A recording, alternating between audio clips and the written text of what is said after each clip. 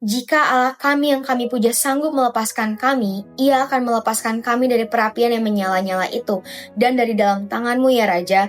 Tetapi seandainya tidak, hendaklah Tuanku mengetahui ya Raja, bahwa kami tidak akan memuja dewa Tuanku, dan tidak akan menyembah patung emas yang Tuanku dirikan itu. Amin firman Tuhan.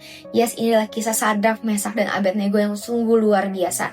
Dimana sekalipun walaupun Tuhan gak menolong kita, sekalipun kita belum melihat nih uluran tangan Tuhan, tapi ini sikap hati kita, iman kita yang benar-benar sungguh-sungguh sama Tuhan atau enggak. Kita tetap memilih stay sama Tuhan Yesus, kita tetap memilih Tuhan Yesus sebagai satu-satunya juru selamat, atau justru kita meninggalkan Tuhan karena rasa kecewa kita, karena rasa sedih kita gak ditolong sama Tuhan.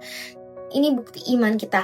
Iman kita itu bukan dilihat ketika kita melihat penyertaan Tuhan, ketika kita melihat pertolongan Tuhan atas hidup kita. Tapi iman kita yang sungguh-sungguh murni di hadapan Tuhan adalah ketika kita belum melihat pertolongan tangan Tuhan, ketika kita tidak melihat penyertaan Tuhan sekalipun, tapi kita tetap percaya bahwa asal ada Tuhan Yesus, aku tetap memilih Tuhan sekalipun Tuhan gak nolong kita. Ini adalah kisah Sadrak, Mesak, dan Abednego yang luar biasa.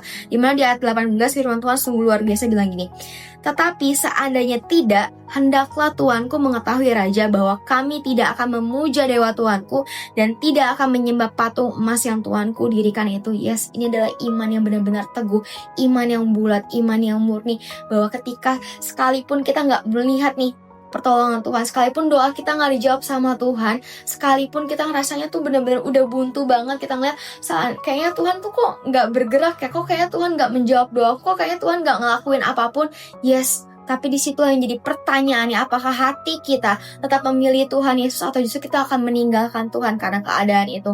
Iman kita bukan soal keadaan kita, iman kita bukan soal tentang apa yang terjadi dalam hidup kita, tapi iman kita adalah soal bagaimana kita tetap memilih Tuhan Yesus sampai akhir hidup kita, sekalipun kita tidak melihat apapun terjadi, sekalipun kita tidak melihat apapun berubah dalam hidup kita, tapi kita tetap memilih Tuhan Yesus dalam hidup kita.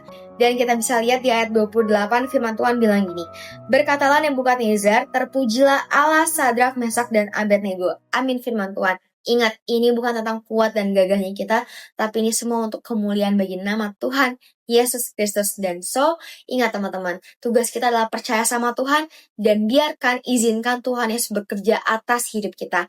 Dan percaya bahwa Tuhan Yesus pasti akan bela kita yang selalu percaya dan mengandalkan Tuhan Yesus Kristus.